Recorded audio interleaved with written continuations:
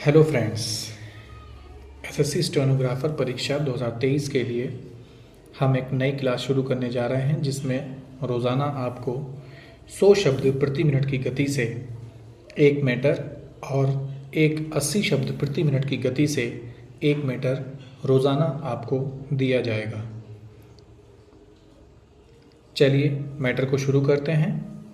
100 शब्द प्रति मिनट की गति से मैटर शुरू होगा 5 सेकेंड बाद। स्टार्ट। महोदय, गत दिवस भारतीय उद्योग परिसंघ का वार्षिक अधिवेशन दिल्ली में हुआ जिसमें प्रधानमंत्री जी ने ओजपूर्ण भाषण देते हुए 7 से 8% की वृद्धि दर प्राप्त करने तथा अगले 2 वर्षों में भारत को विश्व की एक महत्वपूर्ण शक्ति के रूप में उभारने का संकल्प व्यक्त किया तथा इसके लिए एक कार्य योजना भी प्रस्तुत की। उन्होंने उद्योग व्यापार के नियमन के सभी कानूनों की समीक्षा करने के लिए आयोग का गठन करने, पुराने उपयोगिता खो चुके कानूनों को समाप्त करने, विदेशी मुद्रा की जगह नया कानून लाने, विदेशी निवेश प्रोत्साहन बोर्ड के अधिकार बढ़ाने, कंपनी कानून का कायाकल्प करने, राष्ट्रीय आवास तथा राष्ट्रीय सूचना नीति आदि बनाने की घोषणा की। प्रधानमंत्री ने कहा कि घरेलू उद्योगों के बारे में कोई भी सरकारी आदेश व्यापक विचार विमर्श के बाद ही जारी किया जाएगा।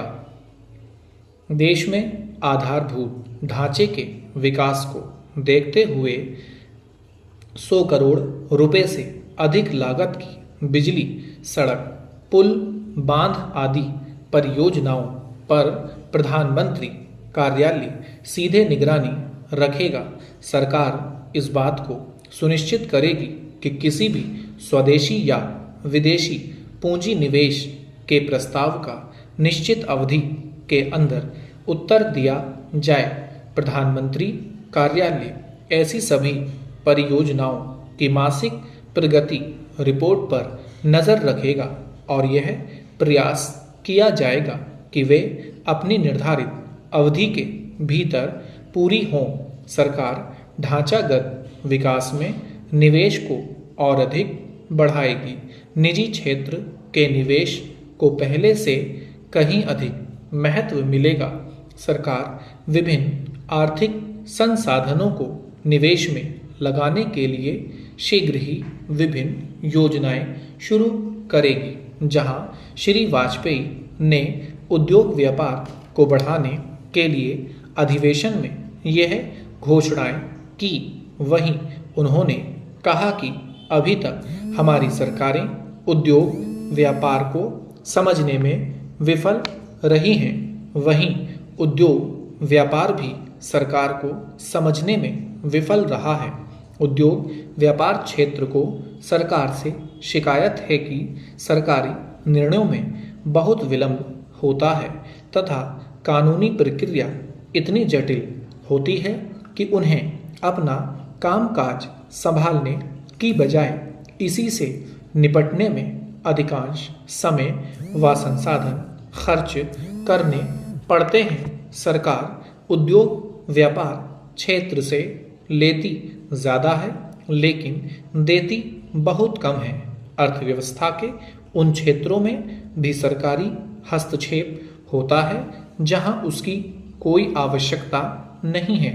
उधर सरकार को उद्योग व्यापार क्षेत्र से यह शिकायत है कि वह अपने सामाजिक दायित्व का पालन नहीं करता। इसका अपना कामकाज उस तरह पारदर्शी नहीं है जैसा कि यह सरकार से स्वयं अपेक्षा करता है। शेयरधारियों, वित्त संस्थानों, श्रमिकों तथा उपभोक्ताओं के प्रति स्वयं को उत्तरदायी नहीं समझता है। भारतीय उद्योगपति प्रतिस्पर्धा तो चाहते हैं लेकिन अपने उद्योग की बजाय दूसरे उद्योगों में आम आदमी को भी उद्योगों तथा सरकार से शिकायतें हैं कि सरकार और उद्योग व्यापार के शीर्षस्थ लोगों में साठगांठ है। देश में दो कानून चलते हैं, एक आम आदमी के लिए और दूसरा सरकारी व उद्योग व्यापार क्षेत्र के बड़े बड़े लोगों के लिए। महोदय, पिछले कुछ वर्षों में सरकार द्वारा अपनाई गई आर्थिक उदारीकरण की नीति से भारतीय उद्योग जगत में आत्मविश्वास बढ़ रहा है। भारतीय उद्योगों के महासंघ के वार्षिक अधिवेशनों में यह बात दृष्टिगोचर होती रही है।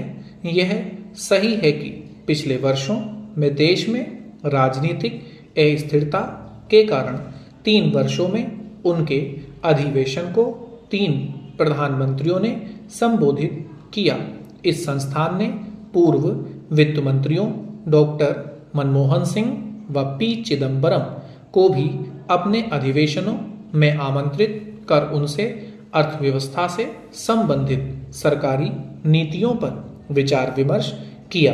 वहीं उद्योगी व्यापार के समक्ष आने वाली समस्याओं को उनके सामने रखा। इस वर्ष के वार्षिक अधिवेशन में प्रधानमंत्री, वित्त मंत्री, कांग्रेस अध्यक्ष तथा पूर्व प्रधानमंत्री आमंत्रित थे। इस प्रकार सरकार विभिन्न राजनीतिक दलों तथा औद्योगिक क्षेत्र के मध्य दूरियां कम हुईं और इन्हें आमने सामने संवाद का अवसर मिला। देश के उद्योगों को पिछले कई दशकों तक जिस लाइसेंस राज, रिश्वत तथा लाल फीताशाही के कारण भारी कठिनाइयों के दौर से गुजरना पड़ा, उसमें अब काफी परिवर्तन आ रहा है। अधिवेशन में एक महत्वपूर्ण बात कांग्रेस अध्यक्ष द्वारा भाग लेना तथा उनके द्वारा दिया गया भाषण था। उनका देश के उद्योग क्षेत्र के शीर्षस्थ लोगों से पहली बार इस प्रकार आमना सामना हुआ और उन्होंने बड़ी सूझबूझ का परिचय देते हुए अपने भाषण में कहा कि कांग्रेस सरकार को आर्थिक सुधारों कार्यक्रमों में रचनात्मक सहयोग देने के लिए तैयार है। देश की आर्थिक उन्नति के लिए अगर कानूनों में बदलाव की आवश्यकता पड़ती है तो उनकी पार्टी संसद में उसका समर्थन करेगी। कांग्रेस ने भी अपने चुनाव घोषणा पत्र में सभी क्षेत्रों के संतुलित विकास के लिए 7 से 8% विकास दर का लक्ष्य रखा है।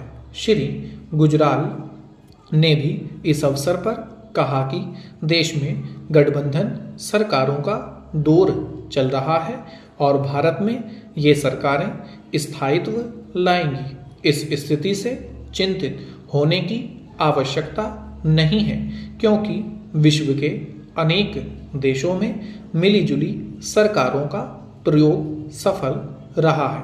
उन्होंने कहा कि भारत अपने प्रतिरक्षा तथा आर्थिक क्षेत्र में सक्षम है। वित्त मंत्री ने कहा कि सरकार का लक्ष्य कर वृद्धि नहीं बल्कि करों की वसूली में वृद्धि का है। उन्होंने कहा कि करों की वसूली के लिए बजट में कड़े प्रावधान किए जाएंगे। आज छोटे बड़े उद्योग देश की अर्थव्यवस्था की रीढ़ की हड्डी हैं।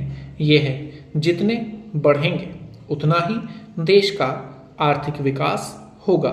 निर्यात व्यापार बढ़ने के साथ साथ रोजगार के भी अवसर बढ़ेंगे।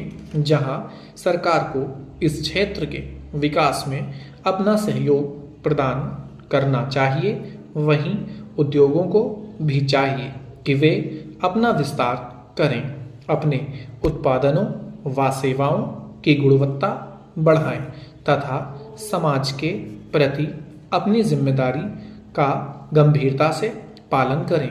अब आगे देश का नक्शा उद्योग व्यापार के विकास से ही बदलना है। स्टॉप।